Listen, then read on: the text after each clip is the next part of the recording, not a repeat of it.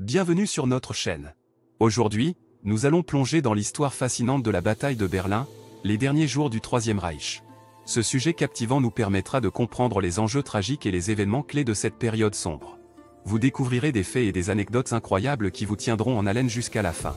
Alors, installez-vous confortablement et préparez-vous à être transporté dans le passé tumultueux de l'Allemagne nazie. Si vous appréciez notre contenu, n'oubliez pas de vous abonner à la chaîne, de liker la vidéo et de laisser vos commentaires. Maintenant, commençons cette incroyable aventure historique. La bataille de Berlin, les derniers jours du Troisième Reich alors que la Seconde Guerre mondiale touchait à sa fin, la bataille de Berlin s'annonçait comme l'un des affrontements les plus dévastateurs de l'histoire. C'était une épreuve de force opposant les forces alliées et l'Union soviétique aux derniers vestiges du Troisième Reich.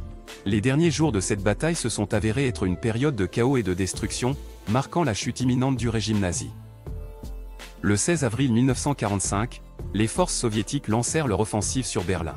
Les combats furent intenses et meurtriers, avec des milliers de soldats des deux côtés perdant la vie. Les troupes soviétiques firent face à une résistance farouche de la part des soldats allemands, qui luttaient avec acharnement pour défendre leur capitale. Les combats se déroulaient dans les rues de la ville, avec des bâtiments réduits en ruines et des civils pris au piège dans les affrontements. Les soldats des deux camps se battaient sans relâche, cherchant à prendre le contrôle des positions clés et à affaiblir l'ennemi. Les tanks roulaient dans les rues, tandis que les avions survolaient la ville, bombardant les positions ennemies. Dans ces derniers jours du Troisième Reich, la situation était désespérée pour les nazis. Les forces alliées avançaient rapidement depuis l'ouest, tandis que les soviétiques encerclaient Berlin depuis l'est. Adolf Hitler, le Führer allemand, se trouvait dans son bunker, donnant des ordres désespérés à ses généraux.